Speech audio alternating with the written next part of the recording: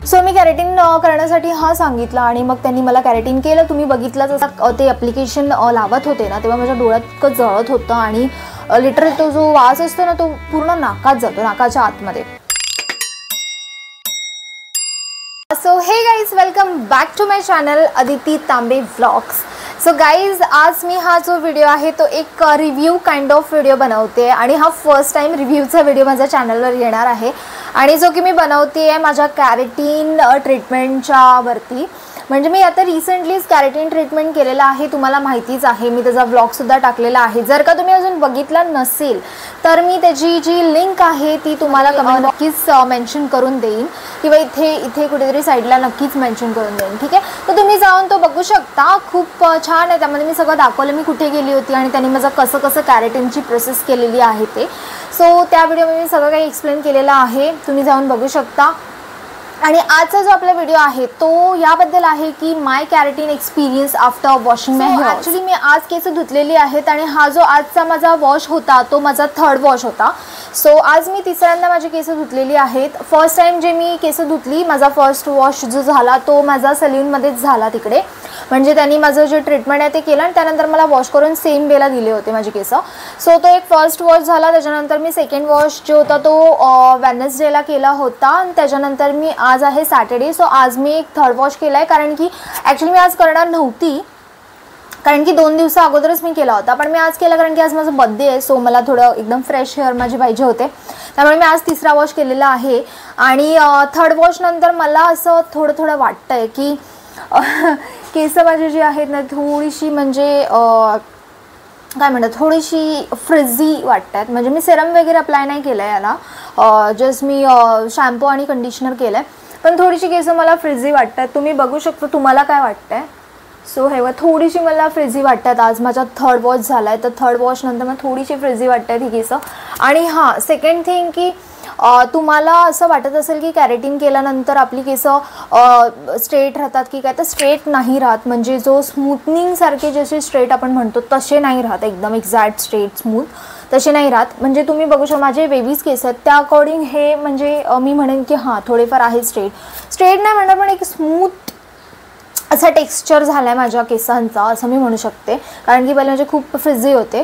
त्याआधी मी एकदा माझं स्मूथनिंग केलं होतं. ते स्मूथनिंग केल्यानंतर आता मला आहे ना आजच्या दिवशीच नाही, सॉरी आज नाही, मी 15 ऑगस्टला 2022 आय थिंक सो केलं होतं स्मूथनिंग. सो 22-23 गेलं आणि नंतर मी आता म्हणजे 2-3 वर्ष झालं, 2-3 वर्षानंतर मी हे जे आहे ते कॅरेटिन केलेलं आहे माझ्या केसांना. आणि मला असं वाटलं की मला ॲक्च्युली आहे ना माझे केस खूप गळत होते जेव्हा मी स्मूथनिंग केलं होतं, तर मला असं काहीतरी प्रोटीन हवं होतं. तर ॲक्च्युली मला नॅनोप्लास्टी करायचं होतं.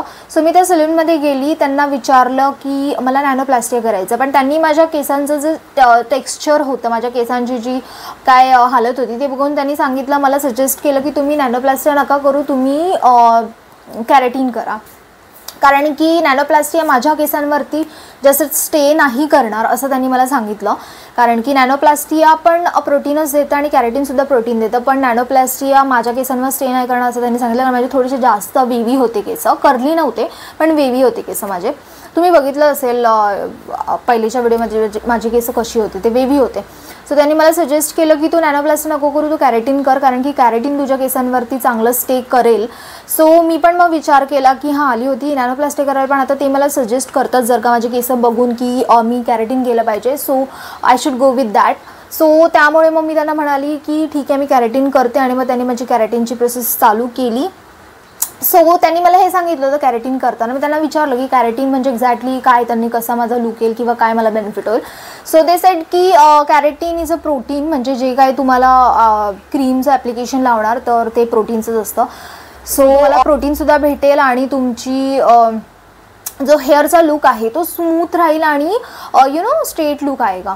तर मला असं वाटलं की स्ट्रेट लुक आएगा मतलब मला असं म्हणजे थोडंफार असं वाटलं की स्मूथनिंगसारखा स्ट्रेट तर नाही येणार, ओके. सो मी बोलली की ठीक आहे, चला चालेल मला, कॅरेटिन करूया आपण, कारण की कॅरेटिन जर का माझ्या केसांसाठी चांगलं असेल आणि जास्त वेळ स्टे करेल तर मग कॅरेटिन केलेलंच बेटर असेल. मी कॅरेटिन करण्यासाठी हा सांगितलं आणि मग त्यांनी मला कॅरेटिन केलं. तुम्ही बघितलाच असेल व्हिडिओ, नसेल बघितला तर मी तुम्हाला लिंक डिस्क्रिप्शन बॉक्समध्ये देईन किंवा इथे कुठेतरी देईन, तुम्ही जाऊन बघा. पहिले त्यांनी माझा हेअर वॉश केला, कारण मी हेअर वॉश करून गेली नव्हती. सो त्यांनी पहिले माझा 2 वेळा हेअर वॉश केला.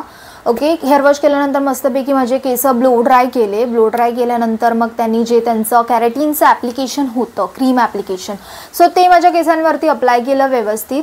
ते अप्लाय केल्यानंतर मग त्यांनी मला 1 तासासाठी थांबायला सांगितलं. म्हणजे ते ॲप्लिकेशन आपल्या केसांना लावून 1 तासासाठी त्यांनी मला वेट करायला सांगितलं. सो 1 तासानंतर मग त्यांनी आहे ना मला माझे जे केस आहेत ते त्यांनी स्ट्रेट करायला लागले. स्ट्रेटनिंगची मशीन असते ना, त्यांनी माझे केस स्ट्रेट केलं त्या ॲप्लिकेशनवरतीच.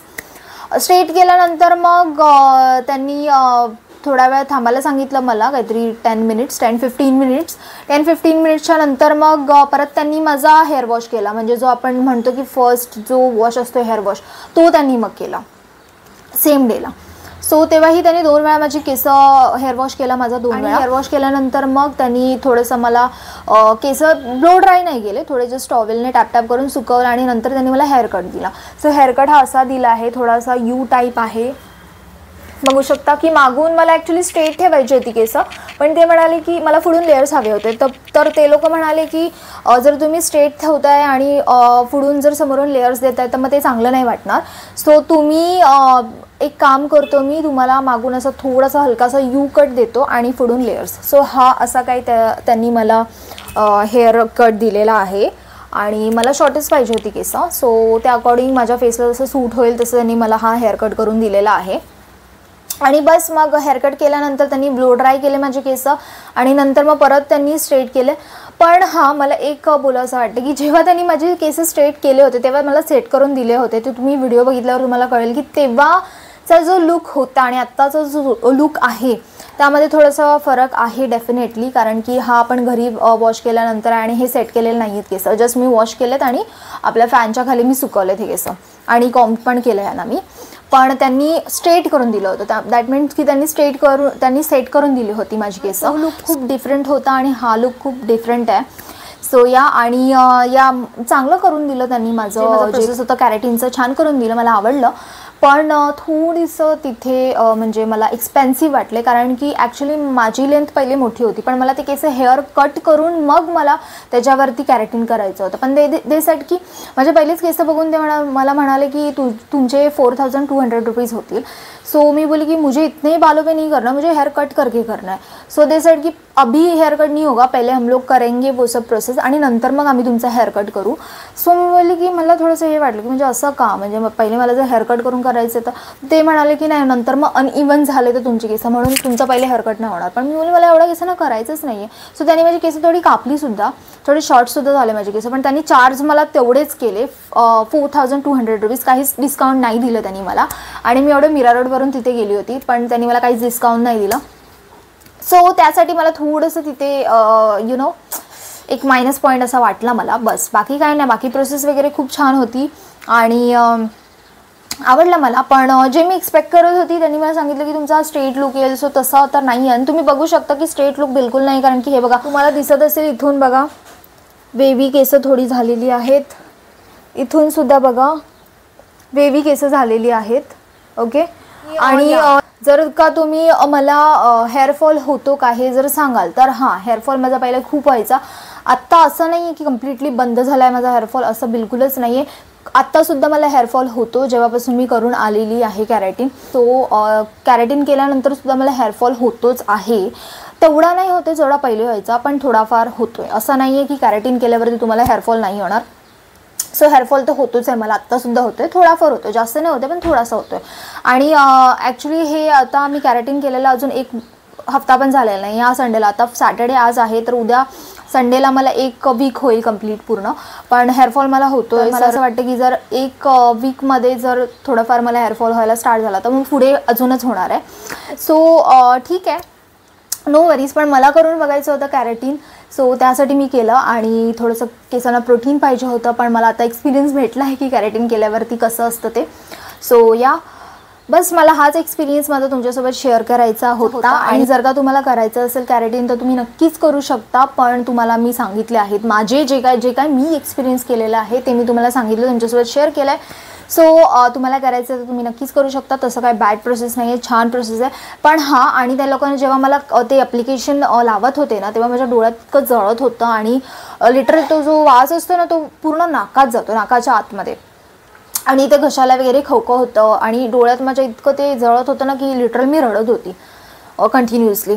सो नंतर मग दे प्रोव्हाइड मी टिश्यूज. मग टिश्यूने मी थोडंसं असं नाकावर ठेवलं ते आणि डोळे असं बंद करून राहिले. तेव्हा मग कुठे ती प्रोसेस झाली नाही तर मला असं वाटत होतं की मी आता उठते इथून.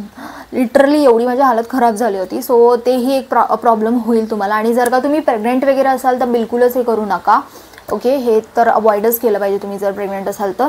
बस हाच एक्सपिरियन्स मला तुमच्यासोबत शेअर करायचा होता. आणि जर का तुम्हाला व्हिडिओ आवडला असेल तर नक्कीच आपल्या या व्हिडिओला लाईक करा, आपल्या चॅनलला सबस्क्राईब करा आणि आपल्या या व्हिडिओला शेअरसुद्धा करा आणि खूप लोकांसोबत शेअर करा आणि चॅनलला सबस्क्राईब करायला सुद्धा सांगा. ठीक आहे, नेक्स्ट व्हिडिओमध्ये. Till then take care, bye bye.